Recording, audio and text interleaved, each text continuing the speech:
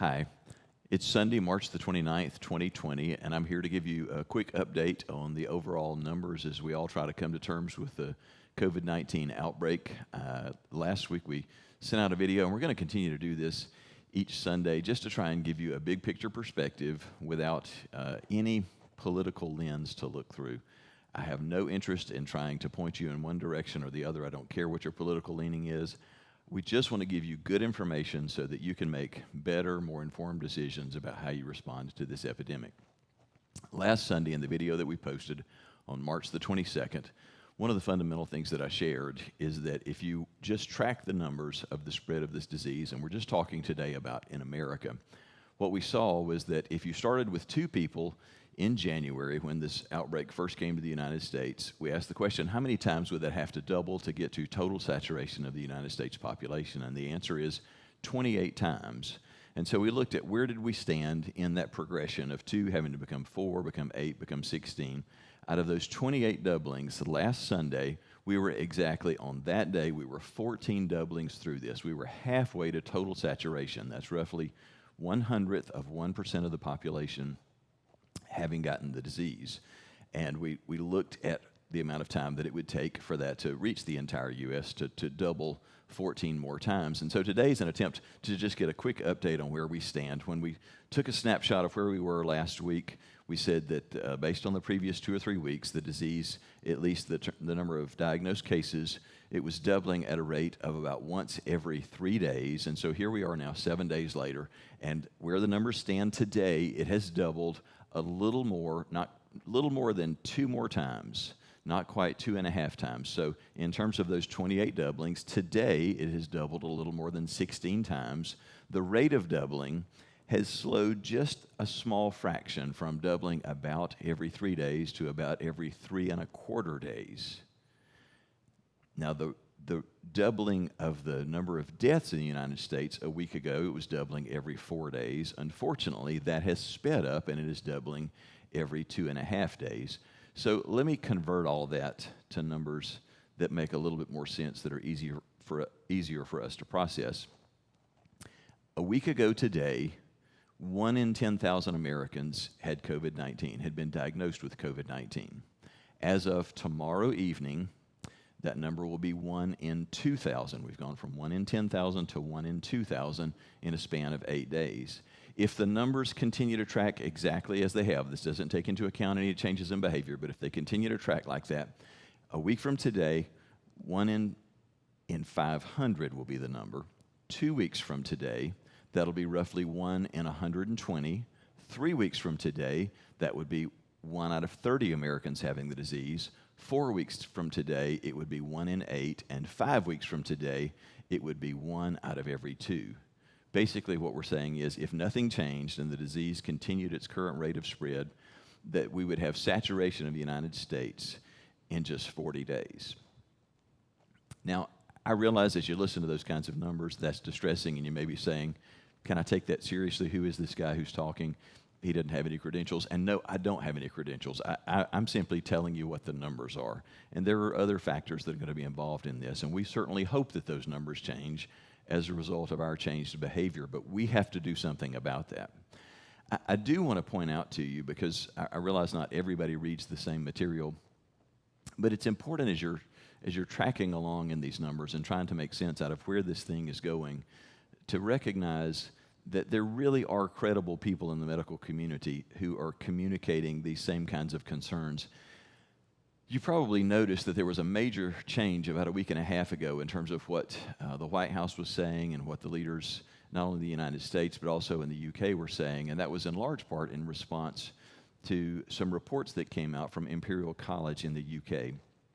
They are responsible for doing computer modeling of the spread of an epidemic in much the same way that we do computer modeling to track where hurricanes are going to go. They do computer modeling of where disease spread is going to go. And the reports that they generated about 12 days ago were given to the leadership of the UK and then to the leadership of the US. The World Health Organization relies very much on these particular computer models to project where this is going to go and how fast it's going to spread. And the results of that were so startling that you immediately saw a change in how the leadership of both of these countries were responding to this disease. The UK did an about face. I'm sure you remember a week and a half ago how President Trump and his administration did an immediate about face from saying this isn't going to be a big deal in the United States to saying we have a very big problem. It was in response to this modeling. And I want to give you just a quick summary of what that modeling said.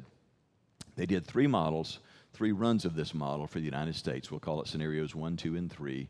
And in scenario 1, what they said was, okay, if Americans don't do anything, they don't change their behavior, they just go on with life as it has been, what we see is that the disease in the span of the next 3 months will infect 80% of Americans with a death toll of 4 million in America. And it's easy for us to be lost with huge numbers like that. What does 4 million Americans dying look like? Well, that would be 5 times the number of Americans who died in all of the Civil War on both sides of that conflict. It would be 10 times the number of Americans who died in World War II, and it would be 900 times the number of Americans who died in 8 years of the fighting in Iraq. This is a number we just don't want to have to face or live with. But they ran a second scenario and said, what if Americans did make some adjustments? What if they did a lot of social distancing? People did a much better job of staying home and quarantining when they had symptoms, and people just stayed home when they weren't symptomatic, and even people who weren't at-risk groups, if most stayed home. And what they found was, while still most of America in the course of this year would get the disease, the death toll would be cut in half. It would be 2 million. And then they ran a third scenario and said, what if America took drastic measures, much like what we've seen in places like China and in South Korea? And what their models showed would be that the death toll, instead of it being counted in millions, would be cut all the way back to being counted in thousands. But it would take extreme measures beyond what any city in America has done to this point. Now, if you've been watching the news, you've heard political voices who've been trying to speak against this and say, oh, don't believe the models. Models aren't something that you can really rely on. Well, I don't know that anybody expects that the models are going to be exactly right. I certainly hope that we change things so that the models are not exactly right, but there's a reason why we do pay attention to these things. And the thing that I want you to take notice of is that there has been a change in the message at many different levels in the American political system. There are so many political leaders who are now speaking out and saying, well, we may have to move the American people back into the workforce in a few days or within a couple of weeks because we've got to do what we must do in order to save the economy. We don't want to make the cure worse than the disease. And friends, I want to remind you of this. The American economy is not the primary thing on the line. We know that the American economy will endure this. In the last 11 decades, the American economy has endured 2 world wars, a major depression, a major dust bowl and famine. It's endured a significant depression, multiple recessions, several major epidemics, and a full-blown world pandemic. It survived all of these things, and every single time, the American economy emerged stronger than ever before after overcoming a season of struggling and lagging, and it will do so again, and the politicians all know this. So don't fall into the trap of thinking, oh, we've got to do the right thing to save the day for the economy. We're not talking about people staying locked away for 6 months or a year.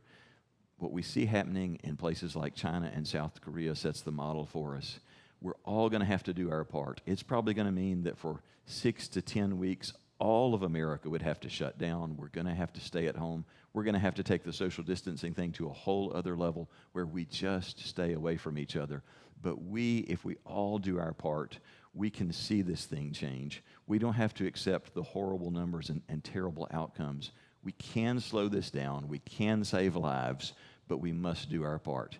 As I told you last week, pray, pray, pray like it's all up to God. Ask Him to bring a stop to this thing. Trust Him to do that. But work like it's all up to us. As we do our part, we'll see this thing be brought to a halt much more quickly.